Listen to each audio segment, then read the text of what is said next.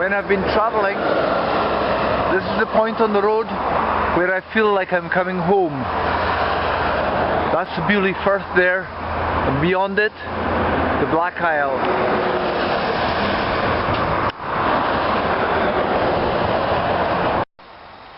Home is the place I lived in when I was a child.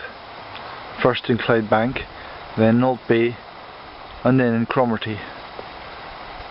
After I left Cromarty, I was without a home for a long time. Flats, student accommodation, those sort of places.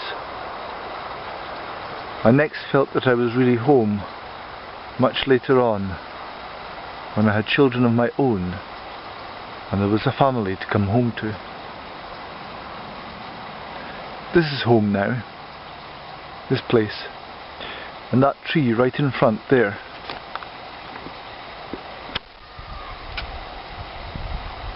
That tree is probably one of the most important reasons why I live here. When I heard that the house was for rent, I came to look at it, and when I saw that tree, I thought I'd like to live here. It's still not home, not in that same way, because there's no one else to come home to.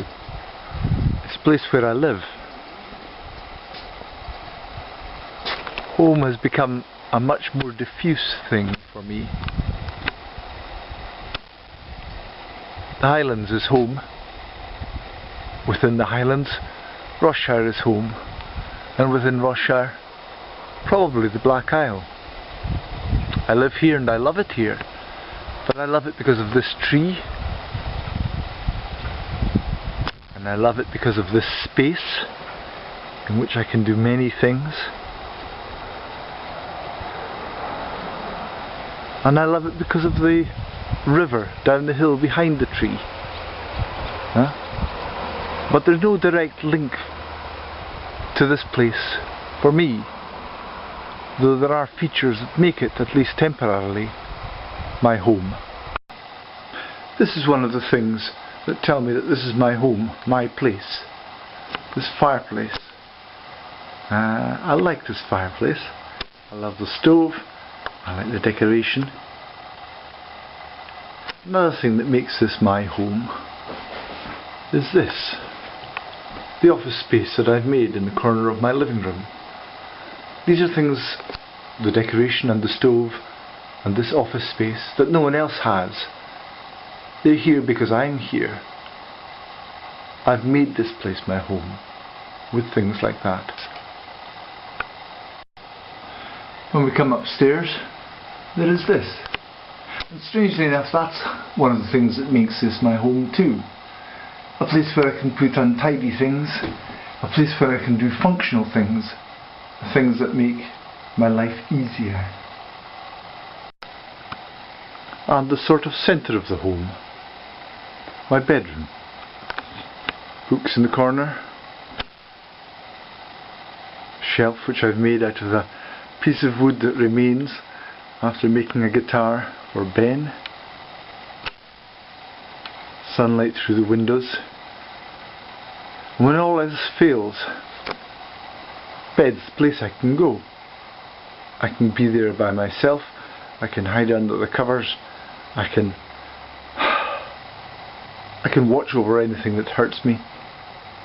I can lie there and sleep and forget everything else. And this is the view from my window, my bedroom window. And like I said about the bed, it being the place where you can go and forget everything else, that's very like what it was like to have a home when I was a child. Inside the home, it didn't matter how bad it was my place, and someone else was taking care of the important things. And the bedroom in the house is a refuge in that same sense. I know nobody else is taking care of business because it's only me, but in the bed I can pretend. This place is lovely. It's absolutely lovely. I'm so pleased to be living here. But loveliness isn't necessary for a place to be a home.